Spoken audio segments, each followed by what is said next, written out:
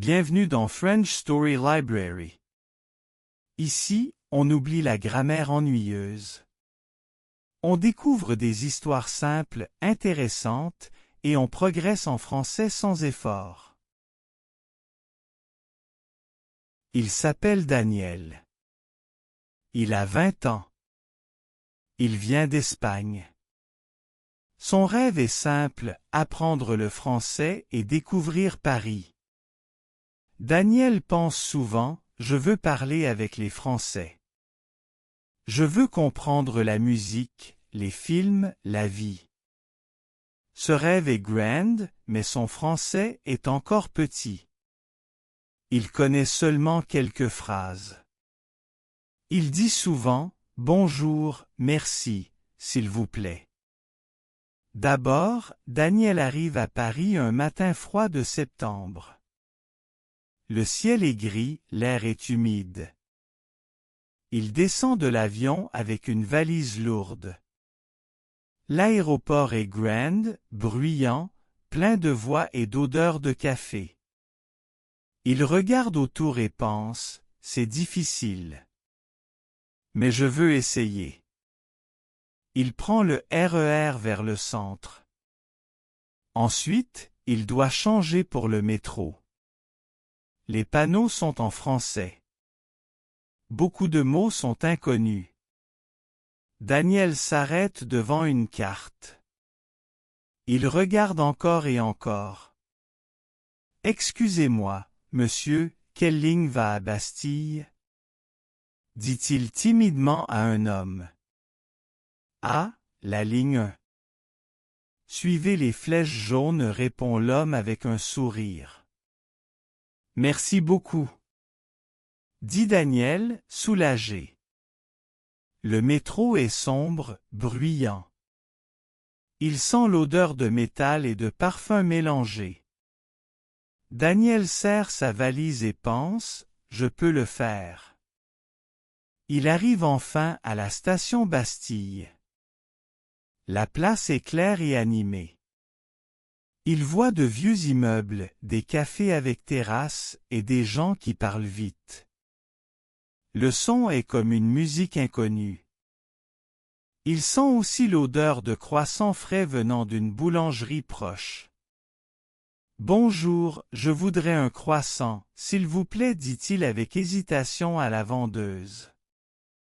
Bien sûr, un croissant, répond-elle avec un ton chaleureux. Il goûte le croissant chaud, croustillant, et pense, Paris est différent, mais je l'aime déjà. Le soir, il arrive dans sa résidence étudiante. Le bâtiment est vieux mais propre. Les couloirs sentent la peinture et le café. Dans la cuisine commune, il rencontre une fille. Salut. Tu es nouveau? Demande-t-elle en souriant. Oui, je m'appelle Daniel. Je viens d'Espagne. Moi, je m'appelle Claire. Je suis française. Bienvenue à Paris. Il parle un peu. Claire parle doucement, mais Daniel comprend seulement quelques mots. Pourtant, il sourit et répète souvent, oui, d'accord, merci. Plus tard, dans sa chambre, Daniel regarde par la fenêtre. Les lumières de la ville brillent. Il pense encore, c'est difficile. Mais chaque jour, je peux apprendre. Le lendemain, il doit aller à l'université pour son premier cours. Il prend encore le métro. Cette fois, il croit connaître le chemin. Pourtant, il se trompe de ligne et arrive loin, à Montparnasse. Il sort et regarde autour. Les rues sont grandes, le bruit est fort, les voitures passent vite. Daniel se sent perdu. Il regarde la carte encore une fois. Excusez-moi, madame, je suis perdu, comment aller à la Sorbonne? dit-il à une femme avec un sac de marché. Oh, vous devez prendre la ligne 4, direction Châtelet. Ce n'est pas loin, dit-elle gentiment. Merci, merci beaucoup, répond Daniel, un peu plus content. Il comprend, se tromper fait partie de l'aventure. Il pense que chaque erreur est une petite leçon. Quand il arrive enfin à la Sorbonne, il voit la grande façade claire, pleine d'histoire. Beaucoup d'étudiants parlent devant l'entrée. Il entend plusieurs langues, mais surtout le français. Il entre dans une salle de classe. L'odeur de vieux livres et de craie est forte. Le professeur dit « Bonjour à tous ». Daniel répond timidement « Bonjour ». Ce jour marque le début de son aventure. Il ne sait pas encore toutes les difficultés. Pourtant, il sent déjà que Paris va changer sa vie. Le premier cours est difficile. Le professeur parle vite. Les phrases sont longues. Daniel écrit, mais il comprend peu. Il regarde encore le tableau, il écoute encore la voix. Pourtant, les mots restent comme un bruit. À côté de lui, un étudiant lui sourit. « Salut, je m'appelle Julien. »« Tu viens d'où? »« Je viens d'Espagne. »« Je comprends un peu le français. »« Pas de problème, tu vas apprendre vite. » Julien parle doucement. Il répète quelques mots. Daniel pense, il est gentil. Avec lui, je peux progresser. Après le cours, ils vont ensemble à la cafétéria. L'odeur de café chaud et de pizza bon marché remplit la salle. Les voix des étudiants sont fortes, bruyantes. « Tu veux un café? » demande Julien. « Oui, merci. »« Alors, bienvenue à Paris, » dit Julien en levant son gobelet. Daniel goûte le café chaud, un peu amer. Il pense que la vie étudiante est différente, mais excitante. Ensuite, ils sortent dans la cour. Le soleil apparaît entre les nuages. Daniel regarde les vieilles pierres de l'université. Il dit doucement, « C'est beau ?» Julien rit. « Oui, c'est beau, mais parfois aussi difficile. Tu vas voir. » Les jours passent. Daniel prend souvent le métro. Chaque fois, il regarde la carte. Chaque fois, il pense, je peux me perdre, mais je peux aussi apprendre. Un soir, il se trompe encore de direction. Il arrive à Pigalle. Les rues sont bruyantes, pleines de néons rouges et de musique forte. L'air sent la friture et la bière. Daniel se sent un peu inquiet. « Excusez-moi, monsieur, Bastille, c'est tout? »« Ah, pas ici, jeune homme. »« Tu dois retourner par la ligne 2, dit l'homme en riant.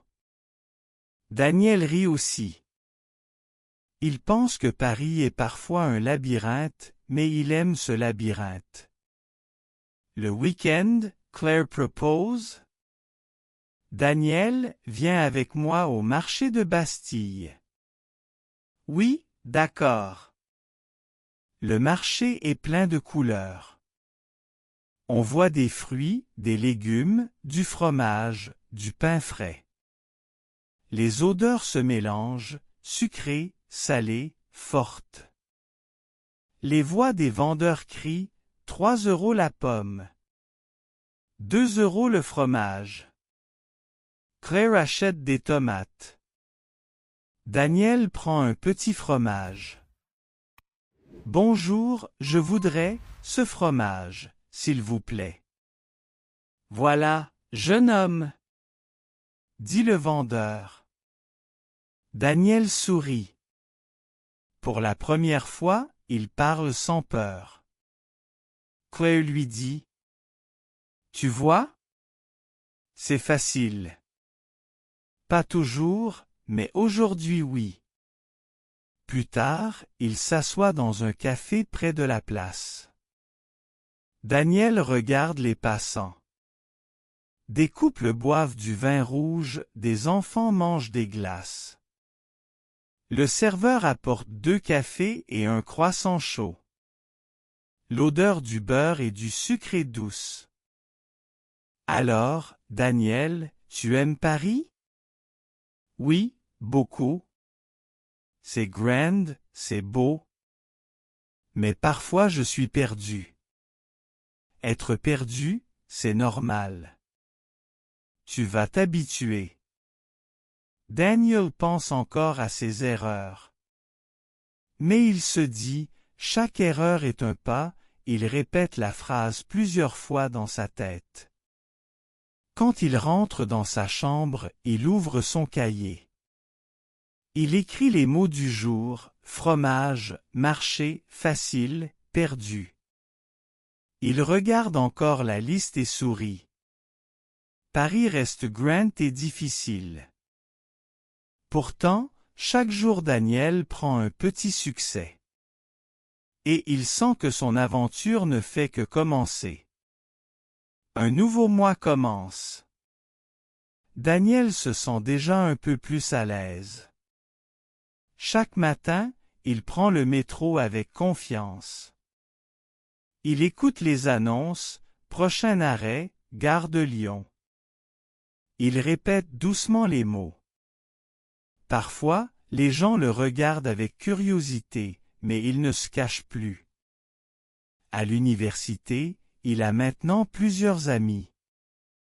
Julien est toujours là, mais aussi Amina, une étudiante marocaine, et Sophie, une étudiante française. Ensemble, ils parlent de musique, de films et de voyages. Tu connais Stromae? Demande Amina. Oui, Dit Daniel avec enthousiasme. J'aime beaucoup ces chansons. Alors, tu dois écouter, formidable, encore et encore, dit Sophie en riant. Ils vont souvent au cinéma étudiant près de la Sorbonne. Là, les films coûtent seulement 5 €. Daniel aime s'asseoir dans la salle sombre. Il regarde encore les images, il lit les sous-titres, il écoute les voix françaises. Après un film, il dit: « C'est difficile, mais je comprends un peu plus chaque fois. » Exactement, répond Julien. Il faut du temps. Un soir, ils sortent ensemble dans le quartier latin. Les rues sont bruyantes, pleines d'étudiants, de musique de guitare et d'odeurs de crêpes sucrées. Daniel goûte une crêpe au chocolat chaud. Le goût est doux, presque magique. Paris, c'est un rêve, dit-il doucement. Oui, mais pas seulement un rêve. C'est aussi du travail, ajoute Amina. Et elle a raison. Car Daniel doit aussi passer ses examens. Les textes sont longs, les mots sont difficiles. Il étudie chaque soir, parfois jusqu'à minuit. Ses yeux sont fatigués, ses mains écrivent encore et encore. Un jour, il reçoit son premier résultat. Il a seulement 10 sur 20. Il est inquiet. Il pense que peut-être il n'est pas assez bon. Julien, je suis triste. J'ai travaillé beaucoup, et voilà. Courage, Daniel. 10, ce n'est pas 0. C'est un début. Mais je voulais mieux. Tu vas progresser. Crois-moi. Daniel respire profondément. Il décide de continuer. Un samedi, il visite Montmartre avec Sophie. Il monte les escaliers vers le Sacré-Cœur. La vue est incroyable, Paris s'étend devant eux comme une mer de toits gris. Le vent est frais, l'air sent un peu la pluie. « Regarde, » dit Sophie. « Ici, tu peux voir toute la ville. » Daniel regarde encore et encore. Il pense, « Je suis petit dans cette grande ville, mais je fais partie de cette ville. » En descendant, il croise un peintre de rue. « Bonjour, jeune homme. Tu veux ton portrait? » Daniel hésite. Puis il dit « Oui, pourquoi pas ?» Le peintre commence à dessiner. Ses mains bougent vite, ses yeux observent chaque détail. Daniel sent le papier sous ses doigts, il entend le crayon gratteux. Enfin, le portrait apparaît. « Voilà, c'est toi. » dit le peintre. Daniel rit. « Merci beaucoup. C'est incroyable. » Sophie lui dit « Tu vois? Paris, c'est aussi ça, des rencontres. » Le soir, Daniel colle le portrait au mur de sa chambre. Il le regarde encore avant de dormir. Il pense que ce dessin est plus qu'une image. C'est une preuve de sa nouvelle vie. Les semaines passent. Chaque erreur devient une leçon. Chaque petit succès devient une victoire. Et Daniel comprend peu à peu que Paris n'est plus seulement une ville étrangère. C'est un endroit où il grandit. L'hiver arrive à Paris. Le vent est froid, la pluie tombe souvent. Daniel met son manteau chaque matin, son écharpe est serrée autour du cou. Dans le métro, il voit les vitres couvertes de buée. Pourtant, il continue à explorer la ville. Un dimanche, Amina l'invite chez elle. Sa famille prépare un couscous parfumé. L'odeur d'épices remplit la cuisine. Daniel goûte une cuillère et sourit. « C'est délicieux, merci beaucoup. »« De rien, » répond la mère d'Amina. « Mange encore. » Daniel est touché. Il pense que la nourriture rapproche les gens. Il aime découvrir ses saveurs. Il dit souvent maintenant, « J'aime Paris parce que chaque jour, je découvre quelque chose de nouveau. » Mais les études deviennent plus difficiles. Un professeur parle vite. Les textes sont longs et complexes. Daniel a du mal à suivre. Pendant un cours, il soupire. Julien lui chuchote. « Courage. Tu peux demander de répéter. » Daniel lève la main. « Excusez-moi, monsieur, pouvez-vous répéter, s'il vous plaît? » Le professeur sourit. « Bien sûr, jeune homme. » Ce petit geste donne confiance à Daniel. Il comprend qu'il a le droit de se tromper, de demander, de chercher. Un soir, il se promène seul près de la tour Eiffel. Les lumières brillent dans la nuit. Il entend des rires, des voix en plusieurs langues. L'air est froid, mais son cœur est chaud. Il pense que la ville est comme un grand livre ouvert. Chaque rue raconte une histoire. Peut-être que cette ville m'écrit aussi, murmure-t-il. Quelques jours plus tard, il reçoit une bonne nouvelle. Il a obtenu 14 sur 20 à un autre examen. Ce n'est pas parfait, mais c'est mieux. Il montre la feuille à ses amis. Bravo, dit Sophie. Tu vois, tu avances. Oui, dit Daniel. Petit à petit, il décide de fêter cette victoire dans un café du Marais. La salle est petite, claire, un peu bruyante. L'odeur de café chaud et de croissants frais remplit l'air.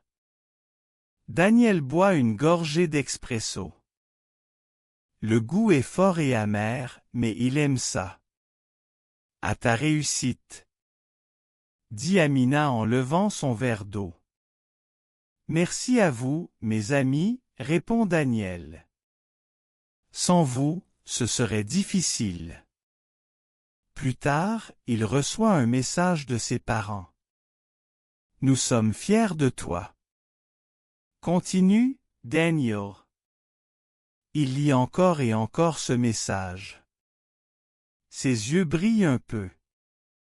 Cependant, tout n'est pas facile. Il se perd encore parfois dans le métro. Il confond des mots.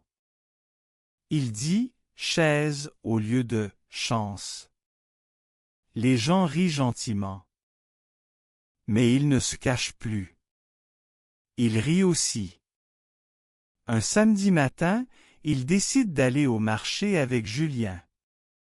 Les étals sont colorés, remplis de fruits, de légumes, de fromage. L'air sent le pain chaud et les herbes fraîches. Bonjour, vous voulez goûter une fraise? Demande un vendeur. Oui, merci, dit Daniel. Il croque la fraise. Elle est douce et juteuse. Julien rit. Tu vois? Même au marché, tu apprends des mots. Daniel comprend que chaque lieu est une salle de classe. Pas seulement l'université, mais aussi le cinéma, le café, la rue, le marché. Et chaque personne peut être un professeur. Il marche dans Paris, il regarde encore les rues, il écoute encore les voix. Il pense que son aventure ne fait que commencer. Le printemps arrive enfin à Paris. Les arbres du jardin du Luxembourg sont verts, les fleurs colorent les allées. Daniel marche avec un livre sous le bras. Il sent l'odeur des fleurs et du café que les gens boivent en terrasse. Il se dit « Je suis heureux ici ». Un jour, il reçoit une invitation. L'université organise une petite conférence pour les étudiants étrangers. Daniel doit parler 2 minutes en français devant la classe. Il a peur. Ses mains tremblent. Je vais oublier les mots, pense-t-il. Amina l'encourage. Tu peux le faire. Respire et parle doucement. Le jour venu, il se tient devant ses camarades. Il voit leur visage attentif. Il prend une grande respiration. Bonjour, je m'appelle Daniel. Je viens d'Espagne. J'aime Paris, même si parfois c'est difficile. Mais chaque jour, j'apprends quelque chose. Merci. Tout le monde applaudit. Daniel sent une chaleur dans sa poitrine.